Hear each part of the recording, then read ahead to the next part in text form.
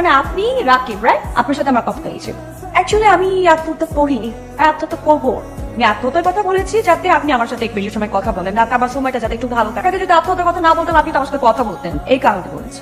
তাহলে কল কেটে দিয়েছিলেন কেন? পাশে পুলিশ আসছিল, কিন্তু চেয়ারম্যান জানানি শহরে গিয়ে কখন কোথায় আত্মহত্যা করেন সেটা নিয়ে কেউ পড়ে থাকে। আপনি তো সিরিয়াস হয়ে যাবেন, আমি ভাবিও না। ভাববেন কি করে?